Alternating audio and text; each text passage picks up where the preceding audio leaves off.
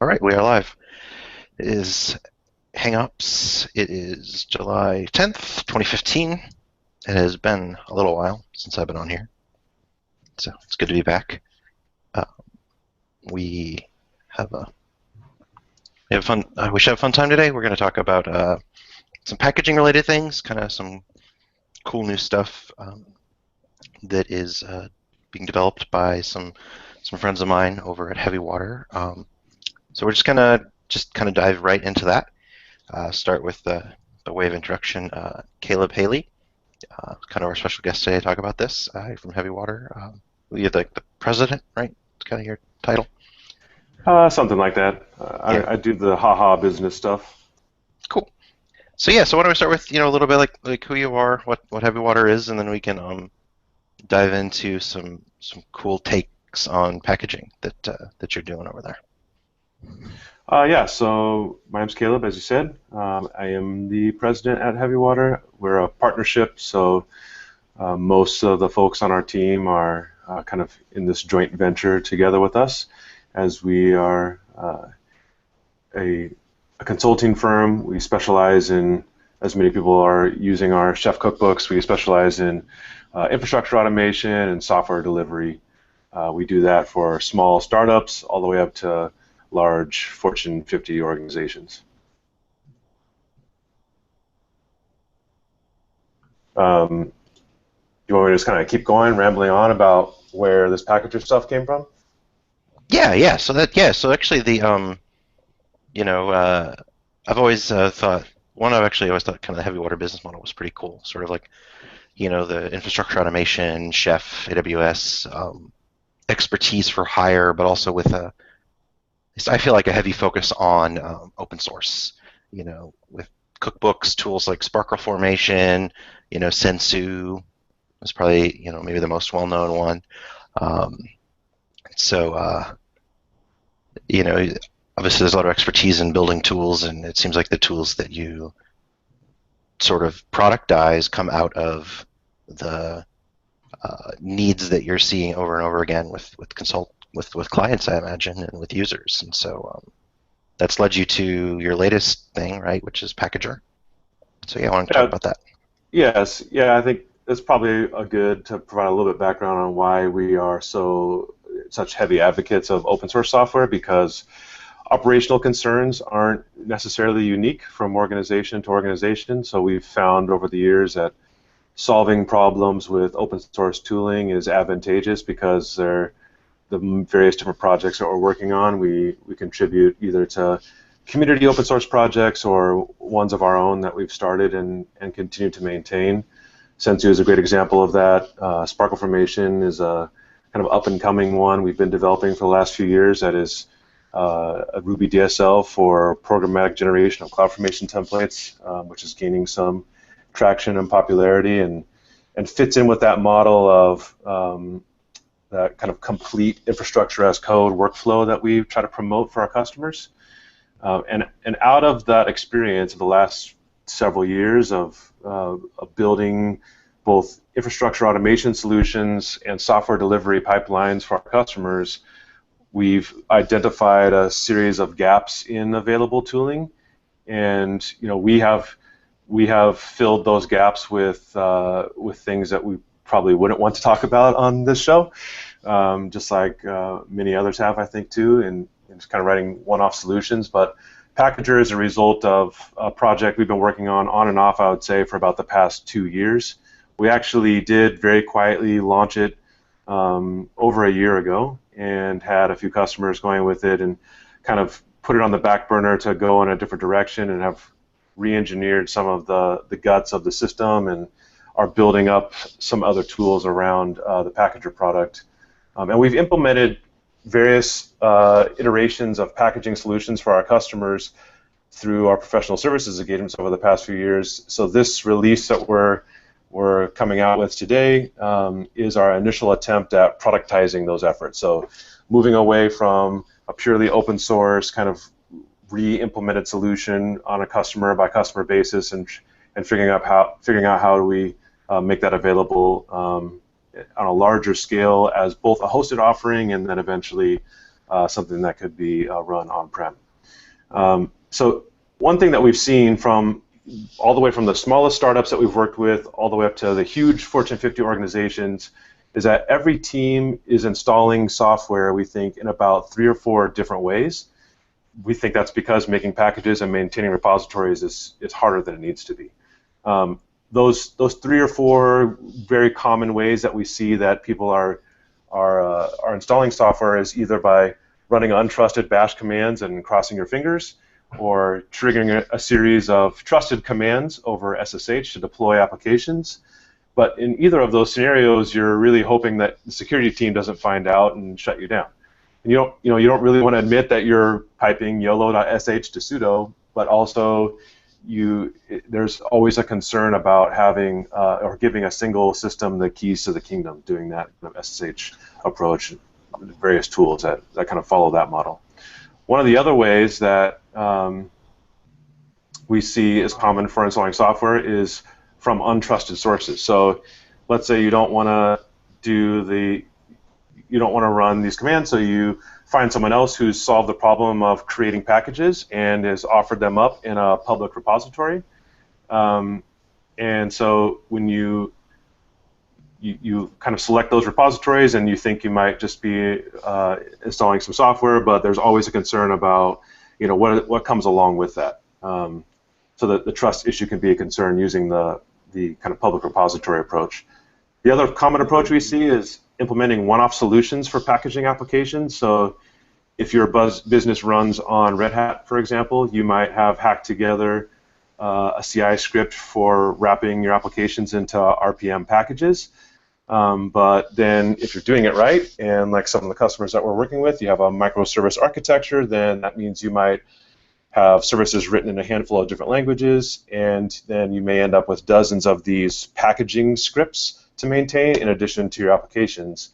And then the fourth very common way of installing software we see is fetching source files and compiling binaries on production nodes, which is the slowest and most painful way imaginable in this modern era of computing, but people are still doing this. So these are kind of the motivations for creating a single method or a single workflow for installing software and kind of lowering that barrier of entry to packaging. And we think our way of thinking about packaging is thinking about what is really the end game right now, which is composable and portable infrastructure. It's hard to have a conversation about software delivery these days without talking about Docker. We think that's hugely popular because it goes a long way towards allowing you to compose your infrastructure by wrapping up various applications and services into portable assets that you can combine together to actually compose your infrastructure. And package management has been around for a long time, but the barrier to entry for creating like discrete layers of applications and services that you need to compose your infrastructure, I think, has always been too high. So improving the packaging experience will help yield performance gains across your infrastructure regardless where you want to run it. So you could be running on bare metal, you could be running on an infrastructure service provider like AWS, or even inside Docker containers, installing software from packages to compose those discrete layers, we think is a way forward and one that's never really going to go away. And if we think about package management itself, I feel like package management is never going to go away. If you think about package management, is kind of right now at an all-time high in terms of popularity, because for decades package management existed only in the lives of system administrators or Linux users. But fast forward to 2007, 2008, when the iPhone comes out and then Apple announces the App Store, it's just like a pretty face on package management, and suddenly now package management is like a mainstream thing, and there's no arguing the validity and success of distributing software through packages. The other thing that we like about package management is that it complements what we think are already existing best practices for infrastructure automation and software delivery. So if you're using tools like configuration management to automate your infrastructure, then having a single way for installing all of your software by installing packages, just imagine the impact that would have on reducing the complexity of your configuration management code, whether you're using Chef or Puppet or any other flavor of configuration management. Um, Yeah, so all I need is FPM, right? And then I'm done, right? Just a little FPM on it. And so that it would be great if that was the case, and FPM is a great tool, and we're actually leveraging FPM behind the scenes, but yeah, building the kind of you still have to wrap a pipeline around that thing, and then you still have to put that asset somewhere. And so what Packager does is it offers that for you. It gives you access to underlying tools like FPM that do a great job of solving the problem of actually creating the package itself. But it also provides essentially like a single purpose continuous integration service for making packages and shoving them into a repository.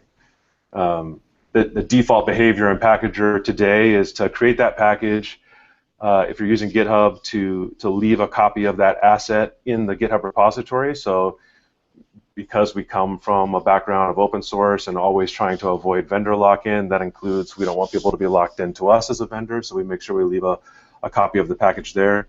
We're working on integrations to shove those packages into third-party repositories, but then also Packager offers a repository offering of its own. So you make a tag in your repository, we build a package, we put a copy of it in GitHub releases, and then we shove a copy into an apt or Yum repository that we're hosting, and eventually we'll give you the ability to point that at other repositories.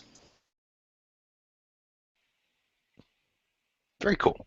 Um, so I thought it might be kind of fun and a good way to kind of open up the discussion, because it's a big part of what Hangouts is about, is giving sort of people the opportunity to join in the Hangout and ask questions and things of folks we invite who are sort of like knowledgeable on a specific topic. Maybe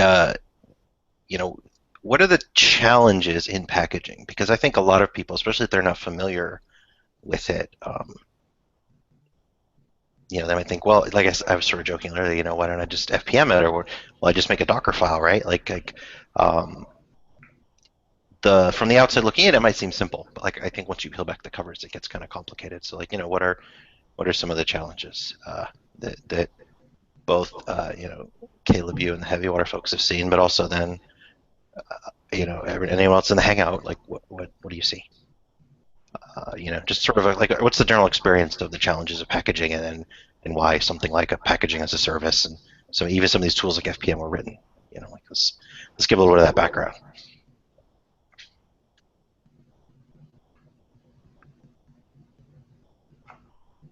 So I guess one challenge would be to a lot of times different patches are needed to build certain software for different distributions. So packaging something that's never been packaged before is usually tricky because you have to look in to see if it will build outright or if certain patches are needed to get certain things going. So we poured a lot of software to our Omnibus install, which is how we do our enterprise package file.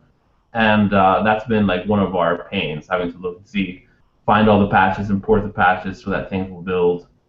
So a lot of times the source for something, for a particular distribution, won't build outright. So that's definitely one of the pains. And also learning about all the different various tools there are. Like I can see why FPM has such a large market share because it's difficult to just learn about NeatBuild, pbuilder, mock, all those tools to just to get a Debian or an RPM going.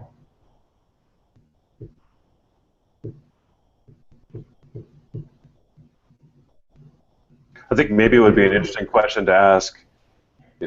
Obviously, there's a few people on this call who have a great amount of experience building packages, but I'd be kind of curious to just do a round robin and say, what has been each individual's experience building packages and maintaining repositories, and have you solved that problem such that that's what you're using to deliver software into production today? Like, are you building your own app store for your business and installing, and composing your infrastructure from those building blocks that are available in that repository? And if you're not, then let's talk about what those pain points are, why you haven't done that. I think to me that gets to the real crux of the issue.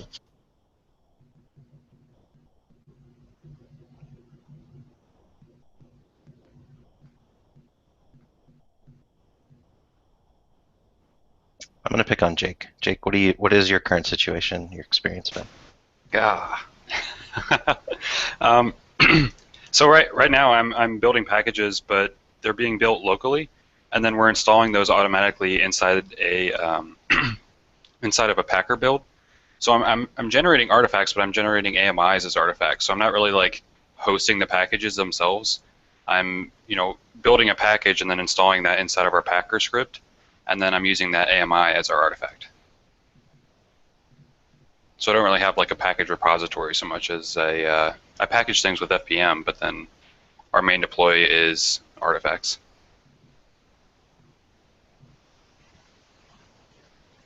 What are people using software to as actual repositories? People using Apply, Freight, or hopefully Package Cloud?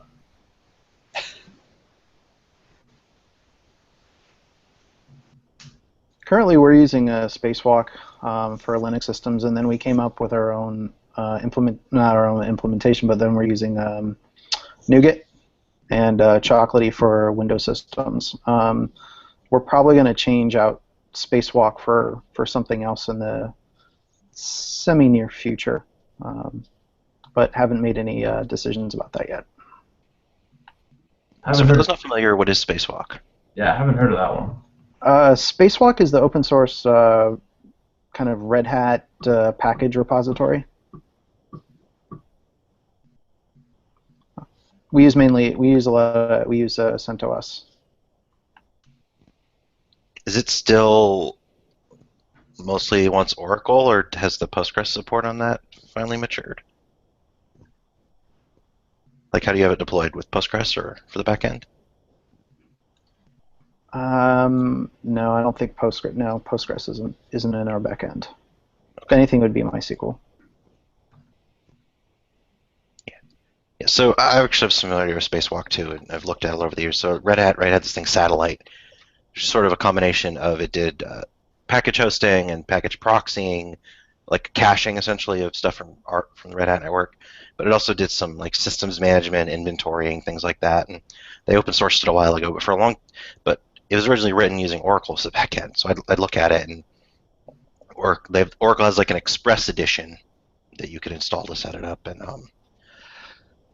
when I was at Mozilla, right, we actually used Red Hat, and so we had, in the time I was there, our infrastructure team actually installed Satellite, the actual sort of commercial version, because since we were paying for licenses and entitlements and things, we got Satellite with that, and so we installed it locally for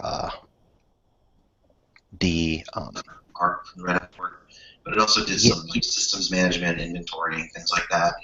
They open sourced it a while ago, but it was originally written using Oracle as the backend. So I'd look at it, and Oracle has like an Express edition that you can install to set it up. Okay, sorry, got a little echo. It was interesting, right? We installed it for the caching, because that was a big thing. It's sort of like the default Red Hat experience is that to get access to their repositories, you have to be authorized and have entitlements. So this was a way to have a local cache.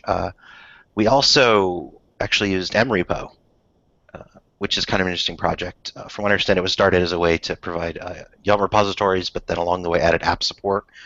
So we at Mozilla, we would run that internally for mirroring like other Yum repositories that we made good use of, as well as eventually we started supporting Ubuntu as a supported internal distribution, and so we would use it for mirroring the Ubuntu mirrors, but then also to run custom internal Yum and app repositories. And for building packages there, we had a couple dedicated machines to build packages on, and like a suite of like shell scripts to help run like mock and things like that. Brandon, did you ever have any issues with like atomic or transactional updates? Like I've heard from a lot of people talking about where if you're performing you're performing a deploy of a large repository and machines are doing a chef run in between or running an apt-get, that you'll get like a hash sum mismatch as you go through. Did you guys have any issues with that in Mozilla? And did mrepo help with that at all? Big pain in running repos. I don't remember. I suspect if our Puppet runs had errors like that, they probably would just rerun or get picked up on the next one. One of the things we did have is we had like a shell script that actually wrapped the nrepo stuff, so that it would like prevent people from both trying to update the repos at the same time. It was like a little bit of locking and did some sanity checking on like, are the files in the right place and things like that, so that to help prevent the repos from getting getting into a bad state. Along the way, I've had different levels of experience with a lot of things, including like running like app cacher ng to do like local Ubuntu mirrors and custom packages, and using Kickstart to build stuff with Red Hat, and just having like just a web server serve up a Yum repo, and just using the basic CLI tools to generate your metadata. Kind of all the usual way things are cobbled together. And it seems to be that's often the experience. Is like people use one or two tools depending on which distros they need to support, and usually there's a suite of shell or other scripts that sort of wrap the management, but it's pretty ad hoc.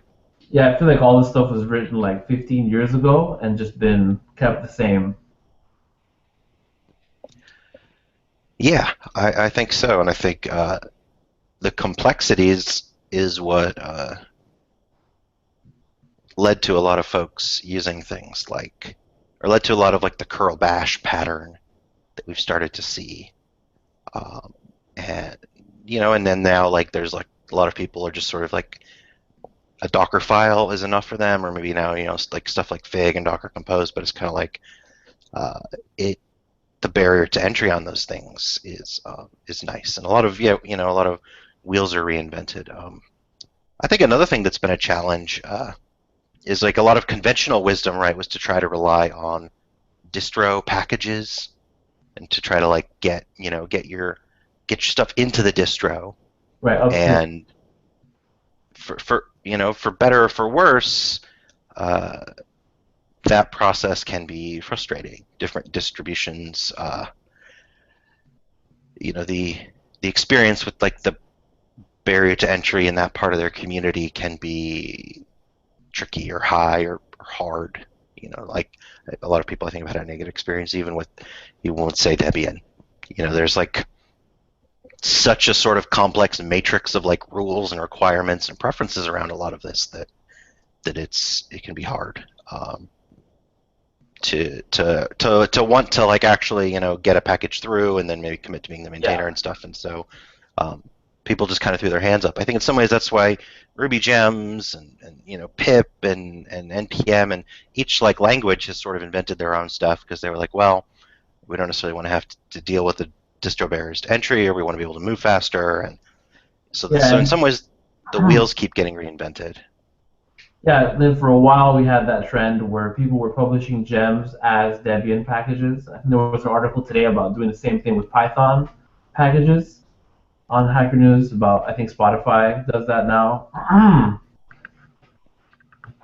So, and I know there's been a lot of back and forth where that was a recommended way of doing things, keep your gems in your packaging manager, but now that's considered, faux pas. You want to just install the gems yourself. I think also with the rise of the popularity of interpreted languages to like most people do Rails or Python or Django or whatever now, I think the first thing that people package, I know we did, is like your interpreter, because like the one that comes with your distro is going to be super old and probably won't run the gems and stuff you need to run the website how you want to run it.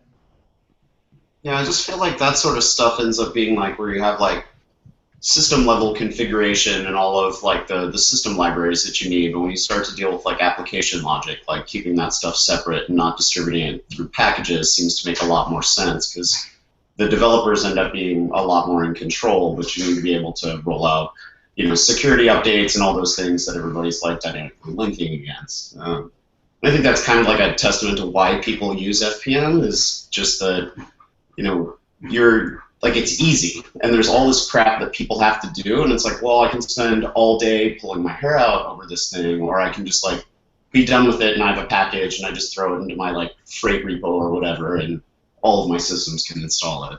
Right. And I think in some ways, like I'm on the younger side. I think of a lot of like tech that was around even like during the first bubble. But having spent enough time in the culture and talking to people that were older and paying attention, I think I have an understanding of where sort of a lot of these best practices around ideas about like using the distro, using their packages, and there's security and there's things. But like I do think in some ways a lot of that grew up in a world where you had a few sort of infrastructure servers. You'd have your LDAP and your mail and your file servers, and uh, I think that we've just entered a different world, and a lot of that, the thinking around that came from a world that is very different from the sort of today the web world and the way that web applications are deployed and developed, and this explosion of these different dynamic languages, each with their own ecosystems of packages and libraries, and that the baby shouldn't be thrown out with the bathwater, so to speak, in terms of like well, all the distros is bad, and like the long-term release ideas is bad, and moving slow and having security, and those things aren't bad. And I think in some ways we're coming back around to realizing that a lot of what's built into package managers is reliable, and that those are better wheels than we could make ourselves in some ways. And so why like reinvent those frameworks when we can use them? But we've also needed a new sort of tool suite to help ease some of that. So it's like we want to take some of the best things that package managers help you with in terms of like versioning and tracking and repositories and querying and being able to know like what's on the system, where did it go, what version is it, upgrade, downgrade, some sort of like a atomicness to system changes, these kind of things. But some of the other things haven't become as necessary, or it's like Corey was saying a little bit, like so much of the domain of what changes, like from like the base distro configuration to like a usable server, is now encapsulated at a level that it doesn't make sense to try to sort of combine it with the distribution. Yeah, definitely. And packaging. I think just like in software, you want to keep the things that change often away from the things that never change. And I think that philosophy also applies to the split between, your application on the server versus the configuration of the server. And so I think that's where things like FPM, right, which for those not familiar, it's a tool from Jordan Sissel that it's a Ruby tool that sort of makes it easy to make packages from just like files or directories, or from one package type to another. Like you can say FPM, dash source Python dash T RPM, and give it the name of something in PyPy, and out comes an RPM. You can tell it versions and that sort of stuff. You can point it at like something where it's like configure, make, install. It'll like wrap all these different kinds of things up, and you can go from like RPMs to debs, and it does a lot of best effort to try to conform to some of the standards and things. And Omnibus is a tool from Chef for sort of like Uber vendoring. The idea of like you can everything almost like above glibc, you can build these packages of and install into like opt Chef, right? And it's got everything. It's got the Ruby runtime, Ruby gems, all the gems you need. Chef servers package this way, so they package up their own like Postgres and Rabbit and Erlang services and Ruby services and Nginx and all this stuff, and it's all isolated, right? And that's sort of what that term vendoring is. All the dependencies are isolated. But even then, right, you have FPM, you have Omnibus. Say someone like myself, right, I have a service I've written in Go that I want to package up to allow people to install on like Ubuntu 12.04, Ubuntu 14.04, Debian Stable, CentOS 6, CentOS 7.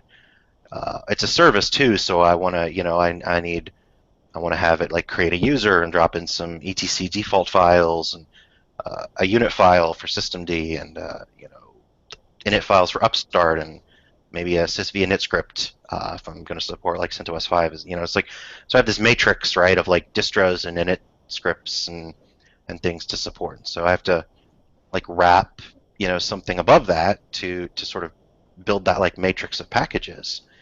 And then So at also that like, point, doesn't like what kind of what Grubernaut's doing with just making AMIs make that a whole lot simpler, where you're not trying to maintain compatibility across a whole bunch of things that you don't care about, and just saying like instead of having the package installer like be responsible for dropping all of those, like what's the benefit of doing that versus like just having versioned images?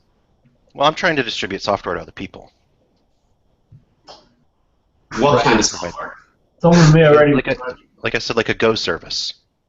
Okay. It's like it's a small service. So that's where I'm kind of leading with that is to something like where like this packager.co that Heavywater is launching.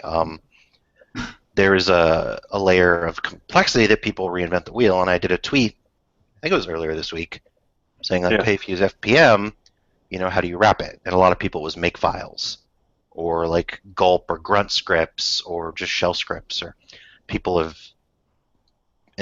built a lot of tooling for whatever sort of matrix of packaging they need to support if they do have something complicated. So like maybe we can touch on what packagers' take on this stuff is. Yeah, I think a lot of the problems and solutions that have been mentioned, they all have their place, right? And even when you mentioned, Brandon, talking about if you have a package has some complex requirements where you need to put config files in different places and like init scripts and things like that, like even though we're now getting into the packaging game and wanting to promote the use of packages, there's also like a precarious balance of what fits in the package and what goes into configuration management. But until now, we feel like the opposite has been true, where what's appropriate for configuration management is maybe not appropriate for installing software. And what we're seeing is we have a lot of customers, and we talk to a lot of different organizations that are trying to do the DevOps thing, and so they're kind of building their infrastructure, automation, and software delivery around tools like Chef and Puppet, but they're having to leverage those as automation frameworks for installing software, and that could be for building images, or it can be for configuring systems in actual staging production environments. So the other thing that's different, I think, about what we're doing with Packager is you mentioned Omnibus. Someone mentioned the Omnibus tool by Chef, and how like that's another different approach for building packages, where you say, I'm going to package the world as far as I'm concerned, vendor it into some directory, and that's all my dependencies and everything that I need to run. But then what do you do when something like Heartbleed happens? Now you have this many copies of things that you need to address on your systems, and rather than just having to update a single dependency or a smaller set of dependencies and let package management take care for that, you have there's other complexities introduced by those tools. So I think the way that we see forward, the way that we have recommended for our customers, is not the only way forward, but to make it possible to deliver software and build, I think, simplified continuous delivery and continuous provisioning pipelines is to install all of your software in one way. So you mentioned, Brandon, like having a service that you want to deploy. Well, when you have 20, 30, we have a customer with 60 plus services that makes up their application stack. The complexities that are involved in how to deliver those services or applications to their infrastructure, it's the same points that I mentioned in my introductory comments, that instead of installing software in 3 or 4 different ways, install software in one way. So that's some of our thinking around why Packager exists. It does take care for wrapping FPM, giving you access to it in addition to some other functionality, and give you the pipeline, and take care for what to do after you've created that asset, where to put it. by default, we're again making it available in GitHub releases, so you have that for posterity. We're putting it into Yum or apt repositories, whether hosted by us or by a vendor like Package Cloud or even another local endpoint. And that actually raises a question that I wanted to ask, going back, assuming that I've answered your question now, Brandon, is for the Package Cloud folks. What are you seeing for how your customers are building the packages that they're hosting on Package Cloud? Like, where are those packages coming from, and do you have a recommendation for how they do that? Have they already implemented a solution by the time they reach out to you? I'm curious to hear what you're seeing. So we get it from everywhere. We have people uploading. We see Omnibus. We see a fair amount of Omnibus usage come in through us. A lot of people like to package their entire. I've seen some people package up their whole Rails app, database, everything as an Omnibus package, and that's how they distribute to their own internal systems. We've seen a lot of people using FPM as well. And we've also seen a ton of people just using the regular tools like dbuild and RPM build and all that. So I can't really. It was surprising to us also. We figured that there would be one usual way that everyone was doing everything, but we've seen it come in through every which way, which is interesting to us for sure. And are you seeing, like, do you have any idea or feel for, or metrics even, for the split of, omnibus packages versus what we like to call lightweight system packages? A package that just contains your application that would leverage dependencies that are available to the package manager. And I'll speak on that point in just a minute, because I think those dependencies don't all have to come from the distribution, right? They don't have to be distribution maintained repositories. If we lower the barrier of entry for building packages, even the dependencies, including runtimes, that you want available to compose your infrastructure, then I think that's an interesting and different kind of conversation. But like, what have you seen in terms of lightweight system packages versus omnibus versus, I've never even heard of including database and stuff in there before. That's an interesting use case. Do you have a feel for that? Yeah, I would say maybe two or three out of 10 customers are would be using Omnibus. So maybe like that's the split, 20%, 30%. But I noticed that the people who are using that do use it a lot more often. Like it's they usually, because the way that Omnibus builds, if you guys aren't familiar, it'll put the date and the git shot in the file name. It's kind of like optimized for like CI and CD, so you constantly build things out. So I noticed that most of the time people who are using the Omnibus stuff, like Chef and whatnot, will be uploading to us on a regular basis. Whereas people who build more lightweight packages, like we do, we push out the release every now and then when we want to update a particular version of Ruby or Nginx, Redis, whatever have you. So I would say most people are using the lightweight packages. The people who do use the Omnibus use us more.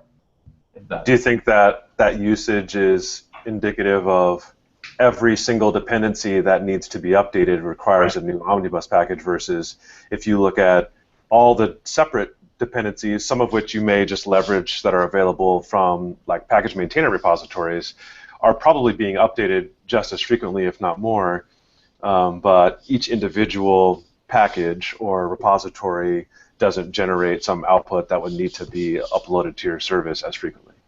Yeah, definitely, and I think that's probably it, because to change anything in an Omnibus install requires the entire rebuild. So, but I think it's just easier from a development management perspective just to have a single pipeline, as opposed to, like, for instance, for us, if you wanted to push out a new version of Ruby or Redis or one of our own build packages, you'd have to, like, we made a little mini framework internally for pulling in down the sources, applying the patches, running the dbuild commands we wanted, pushing it up to Package Cloud. And so it's definitely trickier in that sense. If you were rolling with a lot of lightweight packages, it probably, there is a certain overhead your development team would have to know how to build each one of those, as opposed to building the Omnibus thing. Probably runs on CI somewhere, you just push it, it'll build, it gets pushed out. You probably don't care that you're rolling with like a 1 gig package or something, because because that's worth it to you. I'm sure that's a trade-off some organizations have made. And I'm sure once you reach a certain amount of developers, that trade-off changes. Or at a certain scale, because then, Sure. like deploying those applications, like once you have those giant packages available, is that really increasing like the speed with which you can Right. I think continuously it's a deploy? case-by-case thing, It depends on your org, how ops-oriented your developers are. If they don't want to think about that stuff, or if they just want to, or they do want to think about that stuff. I guess it depends per organization. And what have you seen? Because I'm sure you've consulted and advised a bunch of customers in that regard as well. So I'm curious what you guys have seen in that respect. I think the trend that we've seen is that making packages is too hard. So by default, it's not typically widely used within organizations. A lot of the teams that we work with do have microservice type architectures, and so there will be a number of disparate teams who are each individually responsible for how their service or application is installed. And so, for example, we worked in an organization that had 300 or 400 developers, and the example I was mentioning, 50 to 60 plus services at any point in time throughout the various states of the application. And at one point, when we entered into that engagement, there were some small teams who had figured out, well, to install our software, we think it would be easiest to use an RPM because they're running on Red Hat. And then other development teams within the organization were like, oh, that looks like a cool way of taking care of the delivery of our application. Why don't we copy what you've done and kind of tweak it to fit our needs, because we're not using the same framework or development tooling that you are, or potentially like different programming languages entirely. So we're going to modify that to our needs, and now you have a growing number of development teams that are maintaining their applications and the package building like installation scripts. The other thing that we'll see is, and this has been promoted by Heavywater in the past, as it has been by companies like Chef and Puppet and the other configuration management companies, is you can use configuration management to install software. So let's have that be the kind of common language that we speak as an organization across developers and operations teams. And so we can write a Chef cookbook to install my application. Well, now you have each of your individual development teams maintaining a variety of different Chef cookbooks or Puppet recipes or modules for installing their applications. And then, does that stick? Are you seeing that your developers are actually like staying up to speed with what your organization's best practices are for using those configuration management tools? Or when they have a new app that they need a new installation script built for, do they come and tap the operations team on the shoulder? And so you're kind of losing Right. you're losing that kind of democratized way forward for developers to get their applications into their dev or staging test environments, whatnot.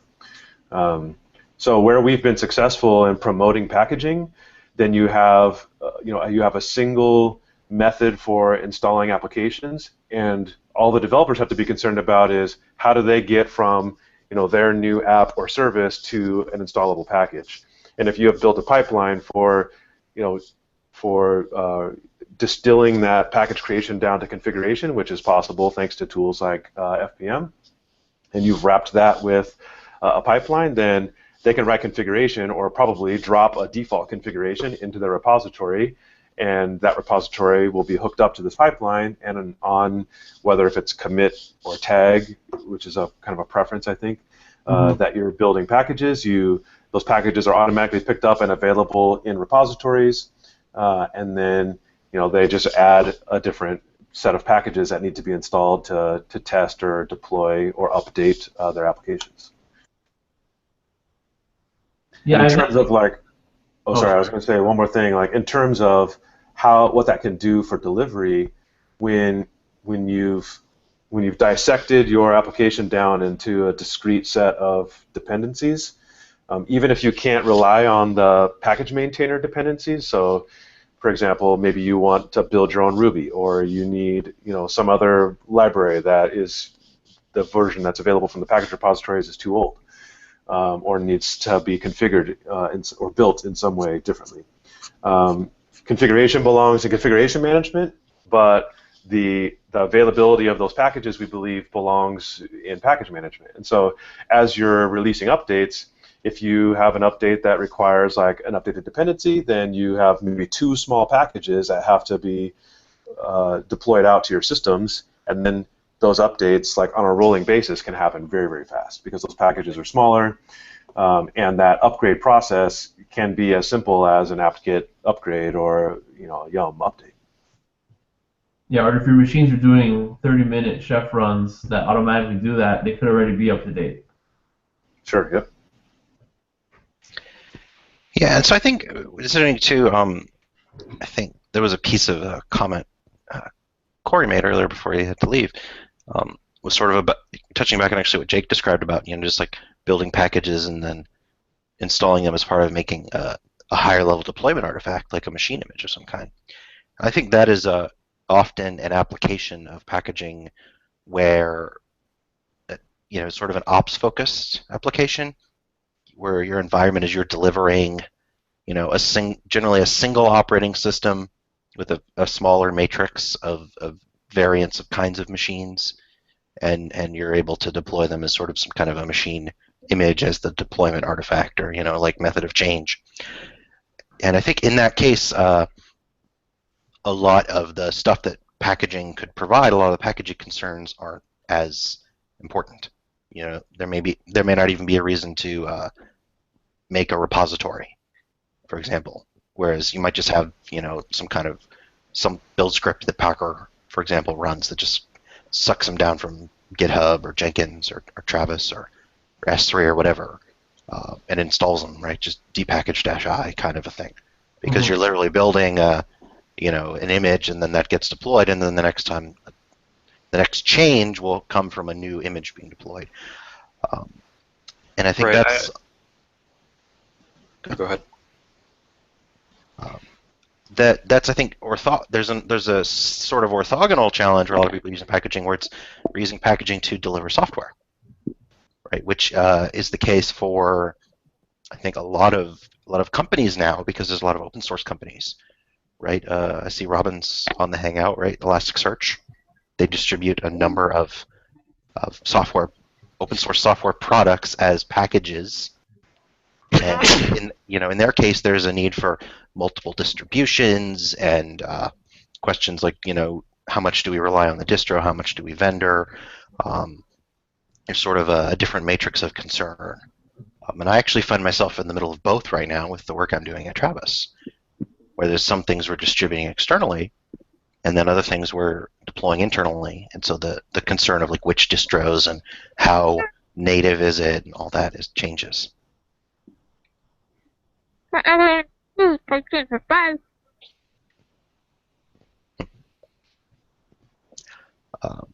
Okay. I'm sort of curious if anyone else has dealt with that sort of more like you're a software vendor type concern, and how that's addressed, where where you need to deliver across like a matrix of distros and maybe even operating systems.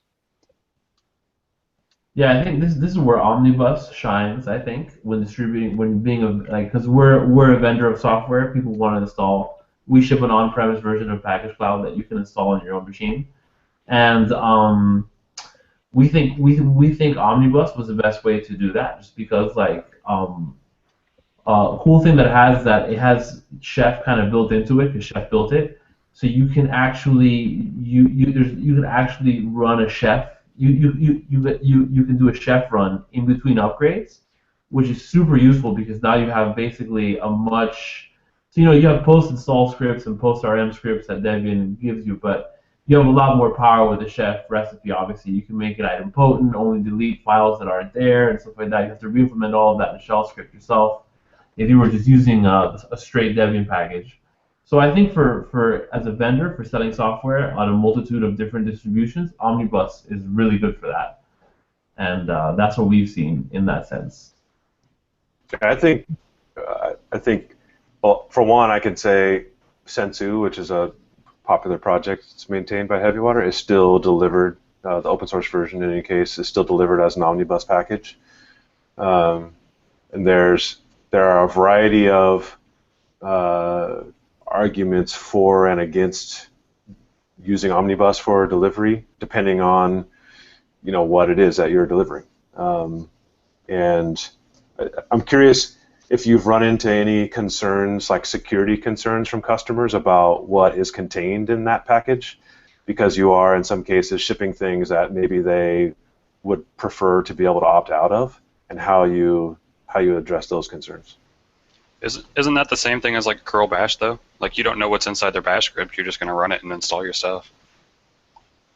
Right, which doesn't work for a lot of organizations, right? Like they won't allow that sort of approach. So my question in Package Cloud's case is, if that's how you deliver your enterprise product, do you have customers that say, that want to do some kind of security audit of what it is that you're delivering to them, and then upon auditing that software, do they have licensing and or security concerns about the contents of that omnibus package? And then what do you do about that? Yeah, great question. We've sold to several security companies because that's like a kind of a draw for them. They don't want to host their packages externally on our website, so they want to use our software on their machine. They'll go and get a copy of that. So far, yeah, they've voiced concerns about that, but we've been pretty good about like today we just shipped the OpenSSL. Rather, yesterday we shipped the new OpenSSL vulnerability, my once a week release of the OpenSSL stuff. But I think you'd have the same issues with lightweight packages if you were providing the packages, because I guess in that sense, if you're providing all these packages, the potential security implications may or may not outweigh the trade-off of having to get Ruby and all these things running on these machines. Most of the time, what people will do when they're running our software is they'll provision a VM just for that. So I guess like they just do security via isolation in that sense. But I think this is also a big problem with the like Docker now. There was that report that was like 30% of images or something on the Docker marketplace have really outdated versions of OpenSSL and stuff. So that's definitely something we're gonna keep an eye out on making better and keeping up on that. But yeah, it's definitely an open issue. Best you can do is just to, keep. Hopefully you have a good delivery pipeline. You can get those security. Like you're basically by shipping that omnibus package, you basically assume the responsibility of every package maintainer that you've swallowed up in that omnibus package. So you basically have to be as up to date as they are with the releases and stuff. You have to keep on top of CVEs and stuff like that. Which I mean, if you're distributing enterprise software, it's part of your job already, I guess.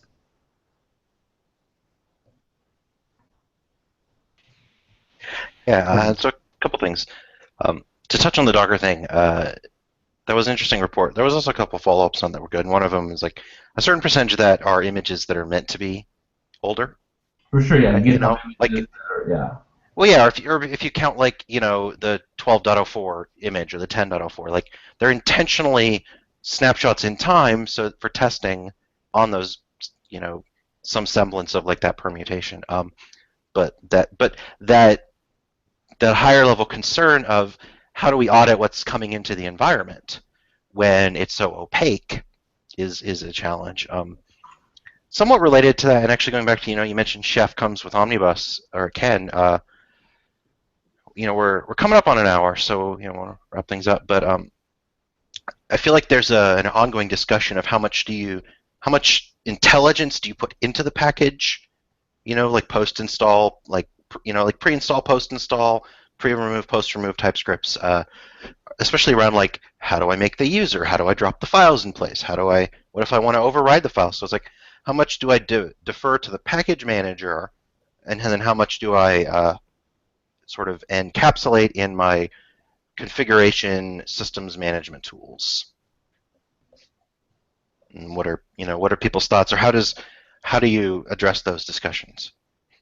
That's a great question because it's essentially where do you want to do your dependency management and where does your configuration kind of change? Does your configuration change on a per environment type basis, right? And this is also kind of interesting for folks who are deploying software for other people, right? Like the Elasticsearch folks here. It's like, well, where do you put, let's say, a connection string for or a to a database or your memcached type link or anything like that. So I think that's kind of where do you put that stuff? Do you put that in a package or is it a reference to some sort of config file? Then you use that for configuration management. We build a lot of software in-house, and for in-house stuff, we, for lack of a better term, we have a couple of different configuration management solutions. But I think it's all about where do you do your dependency management and where do you want that to happen. In some respects, to make things faster, you may want to package stuff as an image just to get your initial deployments out faster. But then at some point, you need to kind of layer on top some configurations to make the environment work. Definitely. I think something to think about also that drives this decision is how configurable do you want your vendor software to be. So like when we ship a thing, it ships all our post install script does is drop a YAML file in a directory like etc package file, and then in there you add like your license settings, how many Redis workers to run, your database, if you want to use RDS or whatnot. So, we have this pretty massive configuration file. And then Chef reads that in and then configures that part of the system to do what it needs to do. Because that way you have a path of like, well, I'm running the local database. I want to switch it to use RDS, or I want to change this, or I want to increase the number of Redis workers I'm running. I think you need that kind of intelligence in between upgrades if you want to be able to upgrade or downgrade or change the configuration of your bundled Omnibus service. So that's something to keep in mind for sure. And because if you rely too much on the package manager to do that, that's not really configurable then from the user's perspective.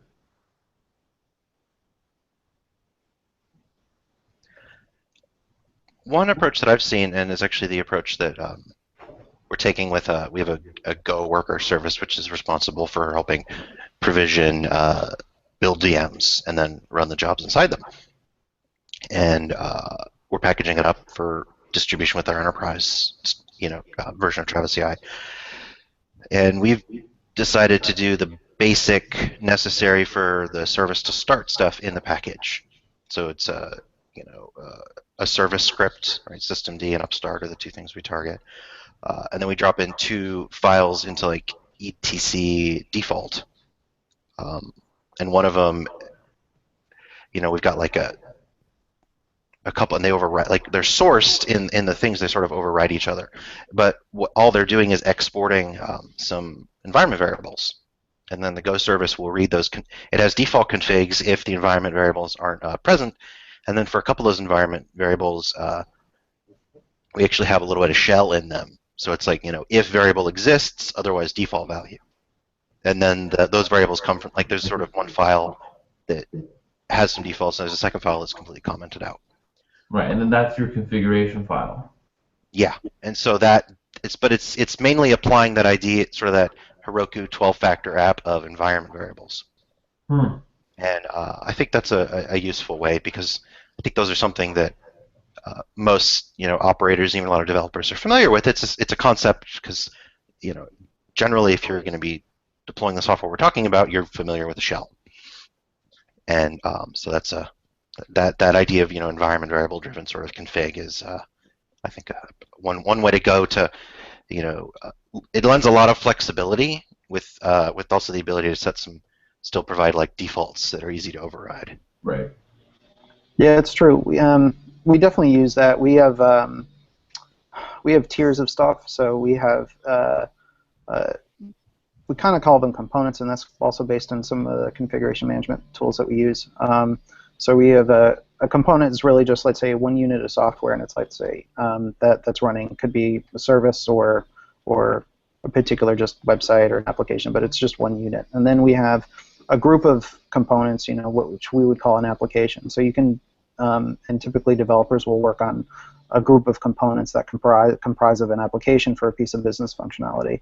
And then those get deployed, but there are variables at each of those levels. So there could be a variable that's or a property that's for the entire application. So then all of the components that are part of that configuration will get that. And then you can override it at the component level. But then there's also another level that we have called component environment. So it could be a variable that is changed on let's say it's on a QA environment, but then it's just for that particular component. It could be a cache setting. It could be a memcached configuration. But typically, let's say at an environment level, let's say that would be more of, let's say, a database connection string, because that connection string isn't going to change, right? But a cache setting or something that's particular for that component, even for the environment, could change. So it's kind of interesting where we found we needed to have use different configuration management systems to deploy those types of changes. There's not a one-size-fits-all system that has done it. Yeah, I think it depends on how complicated what you're shipping is. It does definitely, and I think it's really cool to see. It's complicated. Yeah, it is. And I think some of these. Have a job if it wasn't. Hit the nail on the head. Am I coming through? Yeah. Okay. Yeah, hey, Brent. Hey, cool. So we're at an hour, so kind of wanted to wrap up. I want to see if anyone had any parting thoughts. Anything they wanted to get in before we close? No. Excellent. Take the time to build packages. It's worth it. That's the TLDR here. Yeah, I definitely think. The packager, FPM, whatever. Yeah. Just get it built. There's a lot of good tools now. FPM and Omnibus, right, are some of the underlying tools that you can use, and now we've got stuff being launched as like a hosted service that's useful. Caleb, unfortunately, he said he dropped and he wasn't able to rejoin, so I'm going to give some shout outs for him. Packager.co is the service that they're sort of launching into a private alpha beta type thing right now. So you can go there, check that out. Heavy Water Ops is their Twitter account for the Heavy Water folks. So you could hit them up on Twitter if you want to ask about getting into that, have questions for them. Julio, appreciate you dropping by. The startup that you and Joe and Armando are doing, packagecloud.io, is another one of these cool services for sort of the hosting and distribution side of packaging, and trying to do it right, especially around the security and signing and some of the blog posts and tweets and things, especially that Joe D'Amato has made around just like there's a lot of distributions or like not distributions, but deployments of things where like metadata is ignored by default, or a lot of Ubuntu, right? HTTPS support for apt repos is not included by default. Or it doesn't look at GPG signatures. Yeah. So a lot of stuff out there. Yeah, a lot of gotchas. So there's a lot of gotchas, and so I think wrapping them up in a service is really beneficial to have people, but also I think that you as a company do a really cool job of sharing. There's blog posts on like how to use repo, how to use mock, how to use pbuilder, like the actual tools, sort of that education. Like here's what we've learned, and we understand maybe not everyone is going to use us, but like it's sort of, I think it's the way I'm seeing this sort of like packaging service ecosystem evolve is similar to, I feel like, where a lot of the config management community has gotten to, where it's like it's not the sort of us against them is like, do you use packages or not? That's the idea is like, do you use config management or not? It's not about chef versus pup, but it's like it's come join the party and use the stuff. Yeah, you want to use Freight, Apply, whatever, You know, Package Cloud, your own thing. Like the enemy is make install, yeah. not yeah, And whatever packaging you want to use, however you want to package it, fine, just package it. so, so I think that's really cool. And if this stuff, those of you who are listening, or now or later, as this will be archived on YouTube for for uh, for forever. uh, the Hangops Slack network that we have. Yesterday we started a new channel. It's packaging_love, as the idea of sort of being a sort of a packaging friendly but neutral place to come and hang out and check out. So if you're interested in continuing this discussion or asking questions on what was discussed today, or if you completely disagree with everything we've said and you want to let us know, you can go to signup.hangups.com to self-register for hangups.slack.com, and then just come join the Packaging Love channel. Cool. So thanks, everybody. Thank you to Caleb, who could hop back in for his time, and to everybody else. I think this was a good discussion, and we could probably continue it for many hours, but we'll wrap it up now. All right, Thanks. bye guys.